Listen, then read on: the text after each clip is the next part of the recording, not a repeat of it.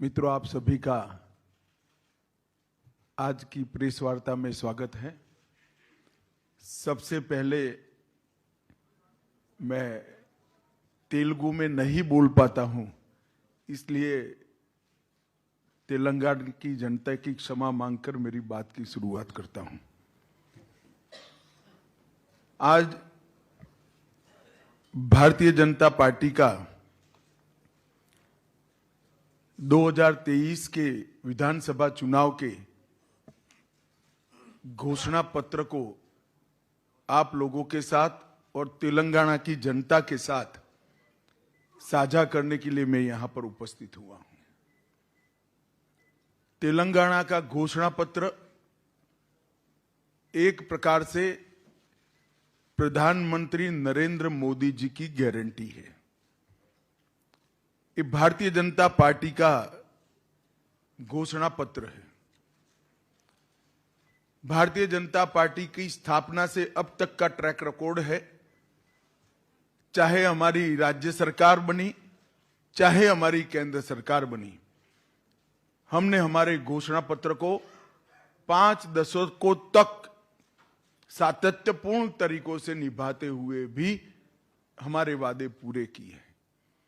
चाहे धारा 370 हटाने का वादा हो, चाहे राम मंदिर अयोध्या में बनाने का वादा हो, चाहे ट्रिपल तलाक को समाप्त करने का वादा हो, चाहे गरीब कल्याण की दीनदयाल उपाध्याय जी की मूल नीति का सवाल हो, हम सातत्यपूर्ण तरीके से जनसंघ के समय से अब तक हमारे वादों पर खरे भी रहे हैं। और जब हमें पूर्ण बहुमत देश की जनता ने दिया, ये सारे वादों को हमने पूरा भी किया है। देश की जनता इसकी साक्षी है। जहां तक तेलंगाना का सवाल है, मित्रों, अटल जी की सब देश में सरकार थी। अटल जी ने छत्तीसगढ़, झारखंड और उत्तराखंड का गठन किया था।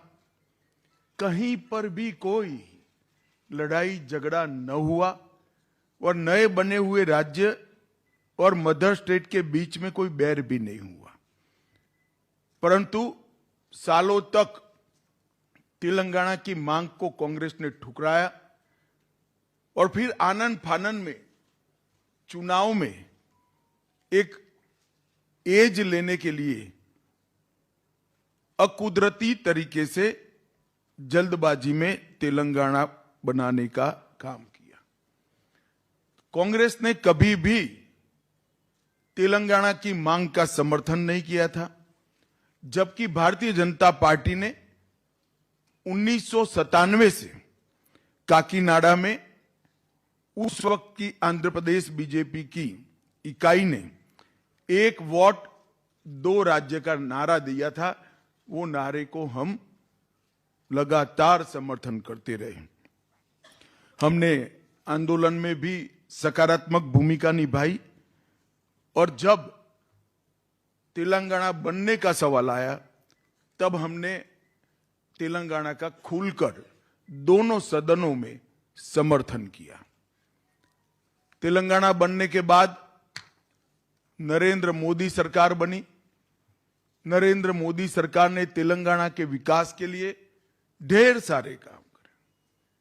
कांग्रेस पार्टी ने 2004 से 2014 तक संयुक्त आंध्र प्रदेश को डिवेल्यूशन और ग्रांटिंग एड का 2 लाख करोड़ रुपया दिया था, सिर्फ 2 लाख करोड़ रुपया। इसके सामने भारतीय जनता पार्टी की सरकार ने, नरेंद्र मोदी जी ने अकेले तेलंगाना को 2,50,000 करोड़ रुपया ये 9 साल में दिया है। इसका मतलब हमने 160% ज्यादा दिया है। 2 गुना से ज्यादा पैसा देने का काम भारतीय जनता पार्टी की सरकार ने किया। इसके अलावे अभी अभी 900 करोड़ रुपए की लागत से समक्का सरक्का सेंट्रल ट्राइबल यूनिवर्सिटी, हल्दी के किसानों के लिए वैल्यू चेन और एक्सपोर्ट को बढ़ावा देने के लिए नेशनल टर्मरिक बोर्ड और कृष्णा वाटर डिस्प्यूट ट्रिब्यूनल 2 की टर्म्स ऑफ रेफरेंस को भी अभी अभी मोदी जी ने अप्रूव किया है। राष्ट्रीय राजमार्गों में लगभग 56,000 करोड़ के नए रोड तेलंगाना को जोड़ने वाले बनाए। 13,000 करोड़ का 325 किलोमीटर लंबा हैदराबाद रायपुर एक्सप्रेसवे भी अलग से बनाया और लगभग 4600 करोड़ की लागत से 160 किलोमीटर लंबी नेशनल हाईवे ग्रीनफील्ड हाईवे की योजना भी तेलंगाना को दी। वंदे भारत ट्रेन सिकंदराबाद विशाखापट्टनम और 3 नई वंदे भारत ट्रेन तेलंगाना से अभी पाइपलाइन में है। 1200 करोड़ से अधिक हैदराबाद मेट्रो के लिए दिया और एयरपोर्ट में 6288 करोड़ रुपए का व्यय हैदराबाद अंतर्राष्ट्रीय एयरपोर्ट के लिए भारतीय जनता पार्टी की सरकार ने किया। 19 में बीवी नगर में एम्स की स्थापना की। हैदराबाद नागपुर और हैदराबाद वारंगल इंडस्ट्रियल कॉरिडोर बनाया और इसके साथ साथ गरीबी रेखा के नीचे जीने वाले लाखों करोड़ों लाभार्थियों को अनेक योजनाओं का लाभ नरेंद्र मोदी सरकार ने दिया। इसमें से मैं कुछ जरूर तेलंगाना की जनता को बताना चाहूंगा। किसान सम्मान निधि 40 लाख लाभार्थियों को हर साल 6,000 रुपया देने का काम किया। 54 लाख गरीबों के घर में नल से जल पहुंचाए और एक भी घपला घोटाला नहीं हुआ है। शौचालय 33 लाख गरीबों के घर में शौचालय पहुंचाने का काम किया। 1,90,00,000 लाभार्थियों को कोरोना से अब तक फ्री ऑफ कॉस्ट राशन मिलना चालू है। मुफ्त में 5 किलो राशन प्रति व्यक्ति प्रति माह मिल रहा है और मोदी जी ने घोषणा की है कि अगले 5 साल तक ये चालू रहेगा। लगभग जन धन अकाउंट 1,10,00,000 खुले और प्रधानमंत्री ग्रामीण सड़क योजना 12,000 किलोमीटर लंबी करी। इसके सामने जो तेलंगाना के खैरख्वां बनकर केसीआर की पार्टी टीआरएस सत्ता में आई, इन्होंने क्या किया? हैदराबाद मुक्ति संग्राम लगभग 400 दिनों के बाद तेलंगाना को आजादी मिली। वो क्रूर शासन से देश के लौह पुरुष सरदार वल्लभ भाई पटेल ने मुक्ति दिलाई और केसीआर ने ओवैसी के डर से हैदराबाद विमोचन दिन मनाने का हमेशा कन्नी काटा।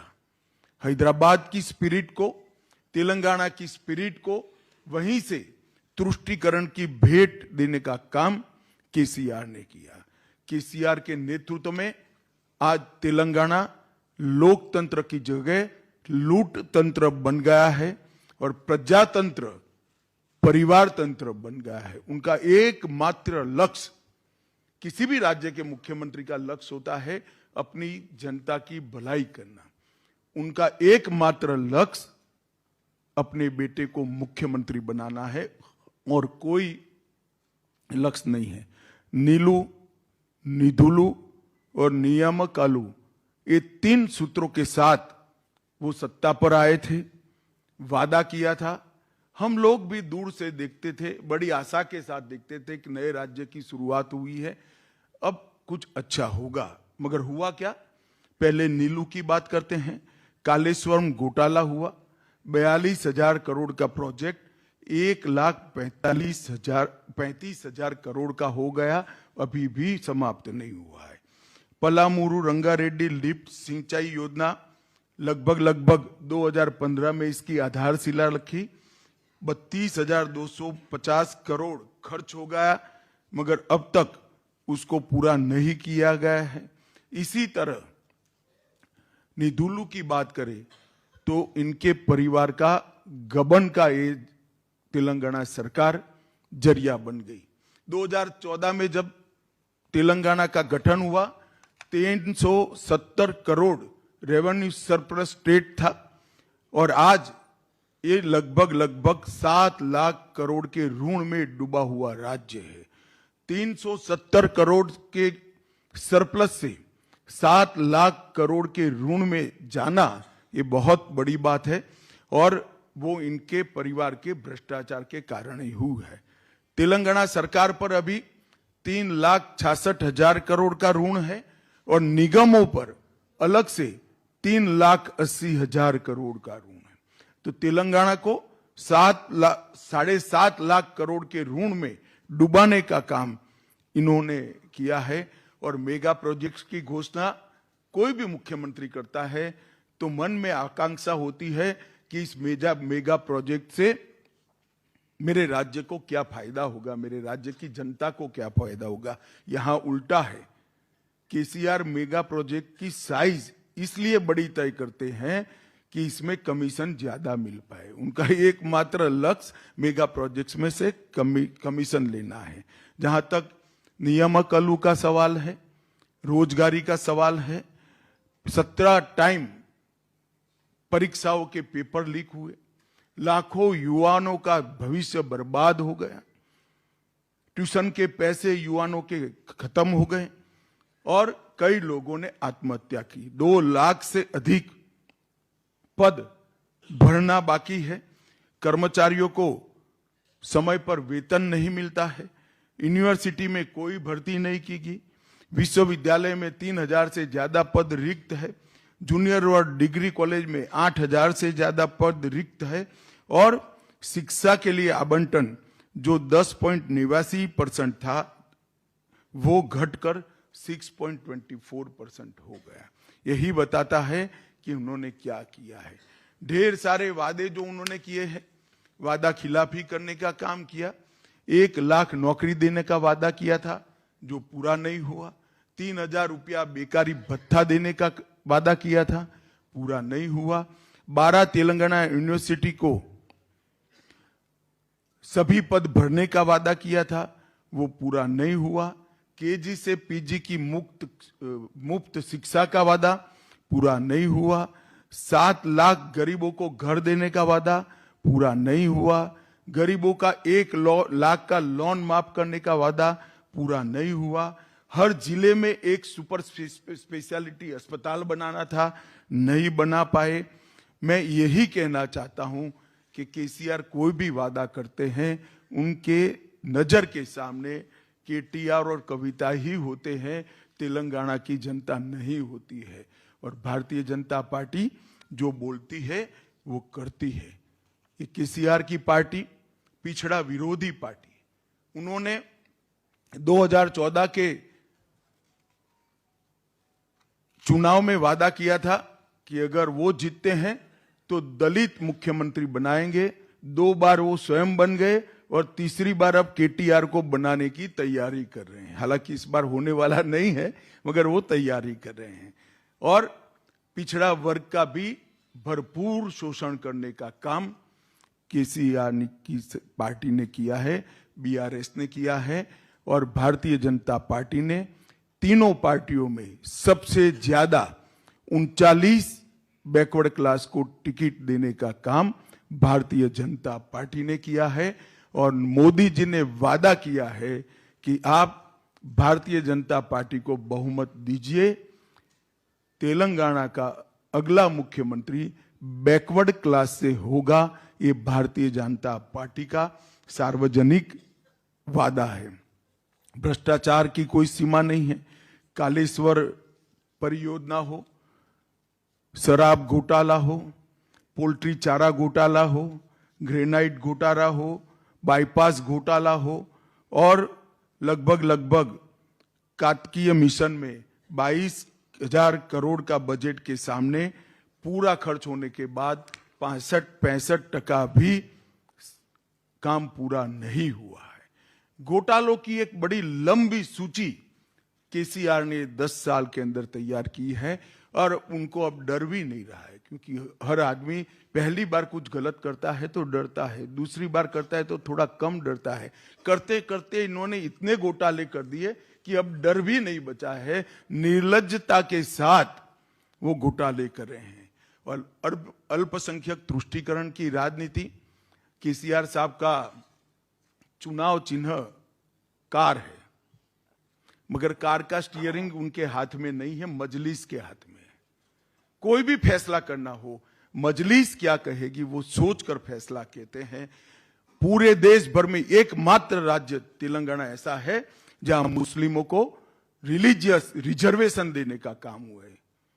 एक गैर संवैधानिक भारतीय जनता पार्टी ने तय किया है कि गैर संवैधानिक रिजर्वेशन को समाप्त कर कर ओबीसी को रिजर्वेशन हम बढ़ाएंगे, एससी एसटी का भी न्यायिक रिजर्वेशन बढ़ाएंगे। उन्होंने ढेर सारे ऐसी घोषणाएं की हैं, मैं इसको रिपीट करना नहीं चाहता।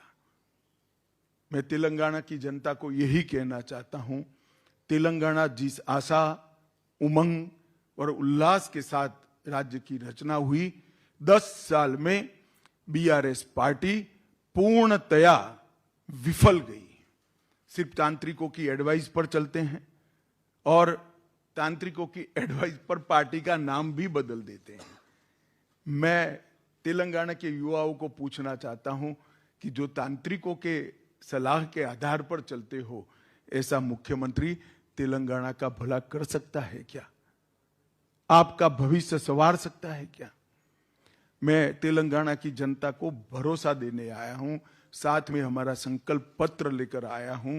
ये मोदी गारंटी हमारा संकल्प पत्र आने वाले दिनों में तेलंगाना को उस ऊंचाई पर पहुंचाएगा जिस ऊंचाई के लिए सैकड़ों तेलंगाना के युवाओं ने अपना सर्वोच्च बलिदान दिया था और तेलंगाना की कल्पना की थी।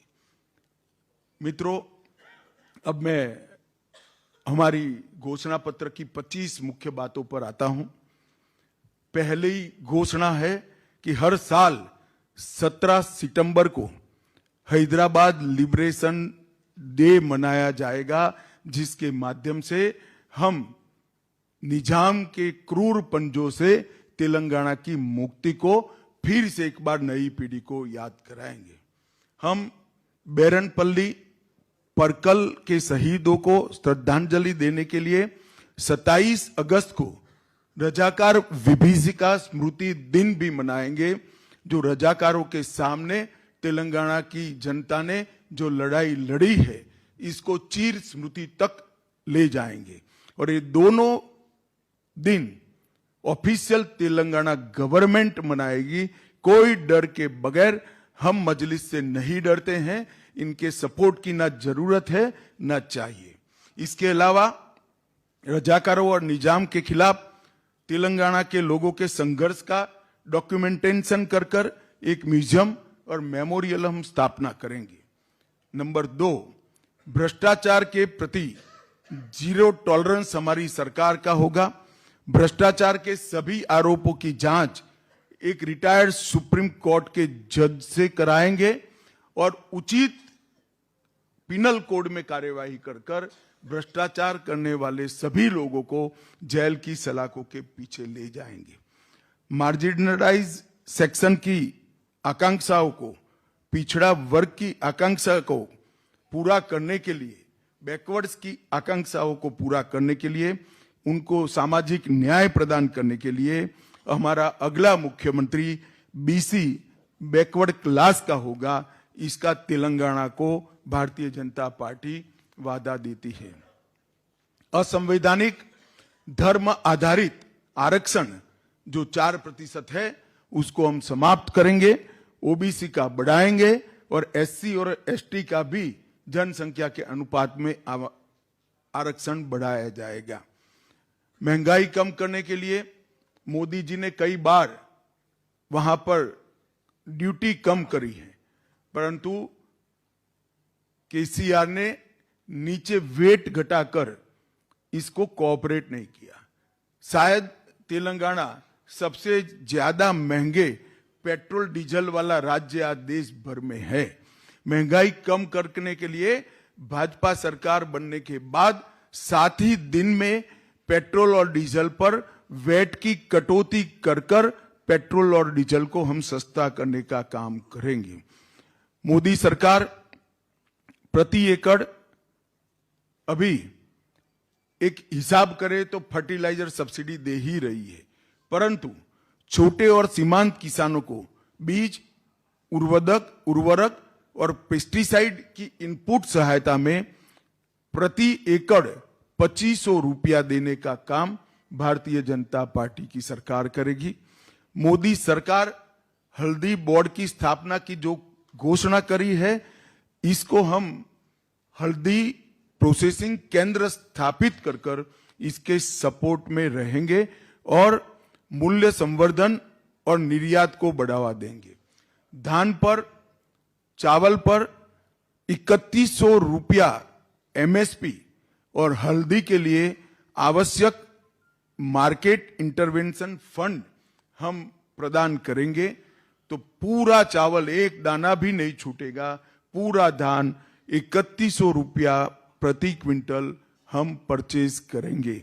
इसके साथ साथ जाड़ा चावल जो होता है उसको केसीआर नहीं खरीदते हैं, भारत सरकार पर दबाव बना रहे हैं। हम वादा करते हैं कि बॉइल्ड राइस को भी भारतीय जनता पार्टी की सरकार एमएसपी पर खरीदकर किसानों की मदद करेगी।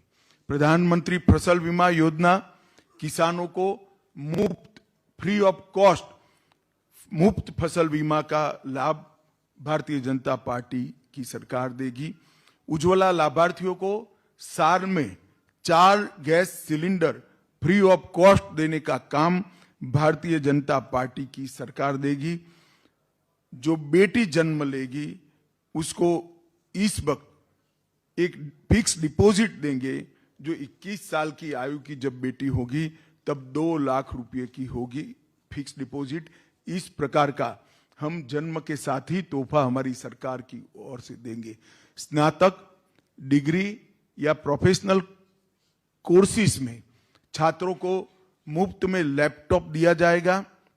महिला सेल्फ हेल्प ग्रुप को सिर्फ 1% ब्याज पे ऋण प्रदान किया जाएगा और यूपीएससी की परीक्षाओं की तर्ज पर 6 महीने की पारदर्शी और समयबद्ध तरीके से ग्रुप ए और बी की परीक्षाओं टीएसपीएससी के माध्यम से Telangana state public service commission के माध्यम से देंगे। हम वादा करते हैं ये पूरी तरह से ट्रांसपेरेंट होगा, एक भी पेपर लीक नहीं होगा और हम 5 साल में 2.5 लाख युवाओं को सरकारी नौकरी देने का काम भी भारतीय जनता पार्टी की तेलंगाना सरकार करेगी। इच्छुक सीमांत किसानों को मुफ्त में देसी गाय देने का काम करेंगे, जिससे उनका जीवन सरलता से वो गुजार पाएं। सार्वजनिक और निजी अस्पतालों में सेकेंडरी और टर्सरी हेल्थ केयर के लिए प्रति वर्ष प्रति परिवार 10 लाख रुपए का कवरेज हम इनको प्रदान करेंगे। कृष्णा के लिए, नदी के लिए पानी का उचित हिस्सा तेलंगाना को मिल पाए, इसलिए हम कृष्णा वाटर डिस्प्यूट ट्रिब्यूनल 2 के समक्ष मामले का अच्छे तरीके से पेश भी करेंगे और तेलंगाना को अपना हक दिलाएंगे। प्रत्येक माह की 1 तारीख को कर्मचारियों को और सेवानिवृत्त लोगों को, रिटायर्ड लोगों को वेतन और पेंशन मिलेगा। केसीआर की सरकार की तरह राह नहीं देखनी पड़ेगी और भाजपा सरकार जो बनेगी वो तेलंगाना में यूसीसी लाने के लिए, समान नागरिक संहिता लाने के लिए भी एक कमिटी बनाएगी जो 6 माह के अंदर तेलंगाना के अंदर यूनिफॉर्म सिविल कोड को लागू करेगी। केंद्र और राज्य सरकार से के प्रयासों से बिना घर वाले सभी लोगों को समयबद्ध तरीके से हम घर उपलब्ध कराएंगे। गांव में गरीब लोगों को आवास स्थल के लिए पट्टे देने का काम भी भारतीय जनता पार्टी की सरकार करेगी और वरिष्ठ नागरिकों को 22 जनवरी को अयोध्या में रामलल्ला का वहां पर प्राण प्रतिष्ठा होने वाला है।